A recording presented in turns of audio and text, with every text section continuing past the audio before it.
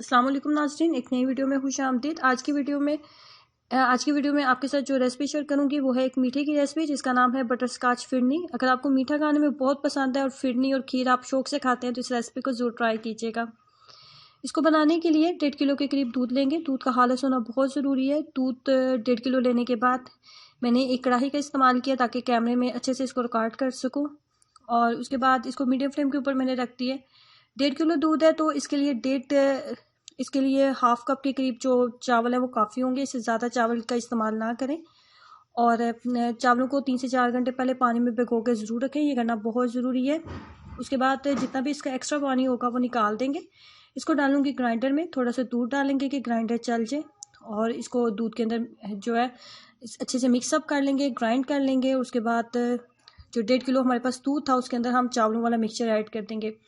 चावलों वाला मिक्सचर जब दूध के अंदर ऐड किया जाता है तो यहाँ पे 2 बातों का ख्याल रखना बहुत ज़रूरी होता है, जिसमें सबसे पहली बात तो ये होती है कि जब भी आप खीर बना रहे हैं, फिरनी बना रहे हैं, तो आप दूध के अंदर चावल ऐड करने वाले हैं तो दूध का बहुत ज़्यादा गर्म होना जो है, दूध को बहुत ज़्यादा गर्म नहीं होना चाहिए। अगर दूध बहुत ज़्यादा गर्म होगा तो चावल नीचे बैठ जाएंगे और फौरी तौर पे गुठलियाँ बनना स्टार्ट हो जाएंगी। नंबर 2, इसमें एक और जिस बात का आपने ख्याल रखना होता है कि जब चावल आपने दूध के अंदर ऐड करनी है तो चम्मच को फौरी तौर पे चलाना स्टार्ट कर दें।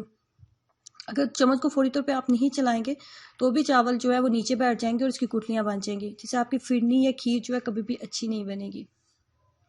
तो ये थी फिरनी या खीर बनाने के लिए छोटी छोटी दो टिप्स जो है, जिसको मैंने सोचा कि आपके साथ शेयर की जाए। अगर आप बिगनर लेवल पे हैं तो आप इन बातों का ख्याल रखें। जैसे खीर जो है बहुत अच्छे से थिक हो गई है तो उसके अंदर हमने चीनी ऐड कर देनी है।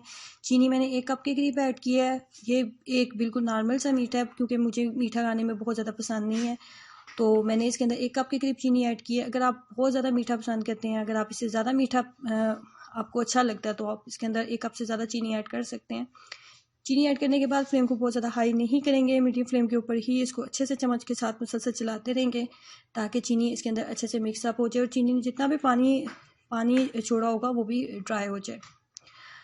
दूसरे चूल्हे पे मैंने 1/4 कप के करीब पानी लेना है, इससे ज़्यादा पानी का इस्तेमाल ना करें। और 1 कप के करीब गुड़ ऐड कर दिया था ताकि पानी के अंदर गुड़ जो है अच्छे से मिक्सअप हो जाए। जैसे ही पानी के अंदर गुड़ जो है अच्छे से मिक्सअप हो गया, इस तरह बबल्स बनने लगी हैं, तो हम लेंगे 1 कप के करीब मलाई, 1 कप के करीब मिल्क क्रीम लेंगे और 2 से 3 बड़े खाने के चम्मच हम इसके अंदर मक्खन ऐड करेंगे। मक्खन और मिल्क क्रीम दोनों चीज़ों को ऐड करने के बाद हमने इसको अच्छे से पकाना है। बहुत ज़्यादा देर नहीं, हमने इसको नहीं पकाना, ओवर कुक हमने इसको बिल्कुल नहीं करना। बस इतना सा कुक करना है कि ये जो सॉस है ना ये बहुत अच्छे से थिक हो जाए।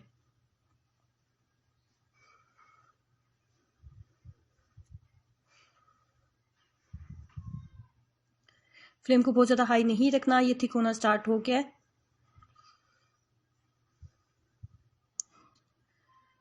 मीडियम फ्लेम के ऊपर इसको अच्छे से पका लेंगे। 5 से 7 मिनट या मैक्सिमम आपने इसको 10 मिनट पकाना है, इससे ज़्यादा ना पकाएं। उसके बाद जितना जो हाफ सॉस होगा ना आपका, उसको आपने खीर के अंदर ऐड कर देना है। जो खीर अभी हमने रेडी की थी ना, उसके अंदर हम हाफ सॉस ऐड कर देंगे और जो हाफ रह जाएगा ना उसको हम ऊपर खीर के ऊपर डेकोरेट करेंगे। अच्छे से इसको मिक्सअप कर लेते हैं। उसके बाद किसी भी बाउल में खीर निकाल लें और उसके बाकी जो आपके पास बटर स्कॉच आपका सॉस तैयार किया है आपने, उसके ऊपर डाल दें।